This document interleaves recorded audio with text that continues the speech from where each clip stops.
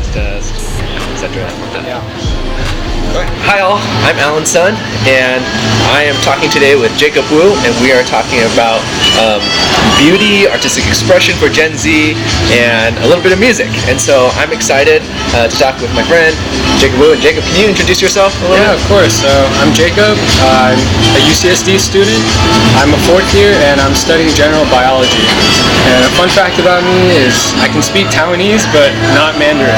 So that's a little weird. But yeah. I love that fun fact. For you, Jacob, I know you play music, but can you share a little bit about what you play? Yeah, I play the piano. I also play drums. Well, what does music mean for you then? Like, I wanted to just ask you, what does it mean for you? I think music is a great tool for expression and also identity. What do you think music and art means for your generation? I think it's for my generation, especially like with social media and all these online platforms. I think it's easy for us to really get inspired in a lot of ways and also like compare ourselves in a lot of ways. It's kind of like the duality of the two. Love what you're saying is the inspiration that comes from social media. Well, since we're talking about social media, and I think about like what we're saying about Instagram, it's made many people become curators of artistic beauty.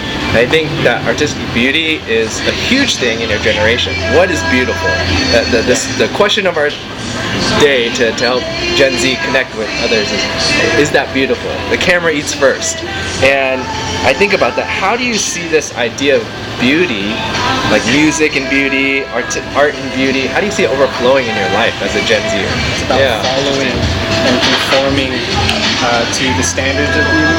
Yeah. I think that can be dangerous, but yeah. So what I'm hearing you say is there's both a negative aspect to beauty, which could bring self-criticism and shame in that way too.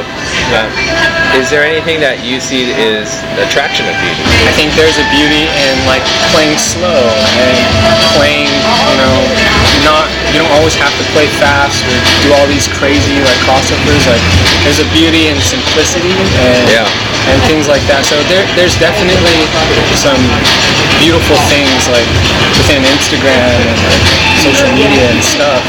Yeah, both inspiration and comparison, and how do we find take what's good and also filter out what's not good. I think beauty sometimes then becomes curated, and then how does that affect Generation Z? I think that's really interesting.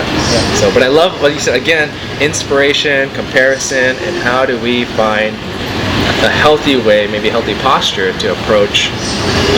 Obviously, if we could take all inspiration, that'd be great. But to actually deal with the comparisons when they come, and to deal with the questions in ourselves, self-reflection, self-growth. So that's really important. So, thanks, Jacob. Yeah, thank you. Well, in a discussion a few years ago with friend and coworker Dr. James Chung, he assessed that the question that Gen Z is asking today is, what is beautiful? And I sat on that for some time. It made me think about, all right, if they're asking what is beautiful, how does that impact everything that we do? And the idea that the camera eats first, and the idea that art and music are entryways into deeper connection with one another, it made me think that this generation is an artistic generation. It's been molded by design improvements in tech and clicking on websites that are more about beauty and the way websites look and design rather than content. Well, content as second.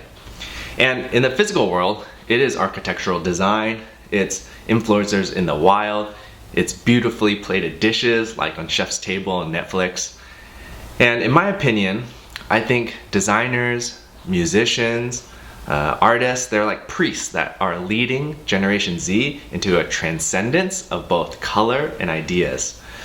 And this idea, of course, has a dark side. There's a growth of comparison and jealousy and envy that do not help towards getting our mental health in a better place.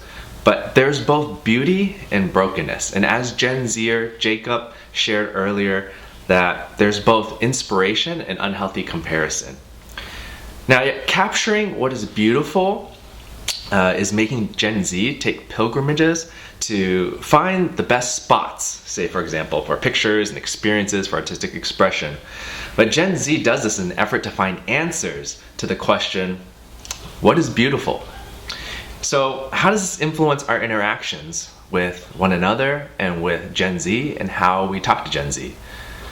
I would say tune in to next week's video to make sure to like and subscribe as we talk more about Gen Z and how to best understand and connect with Gen Z.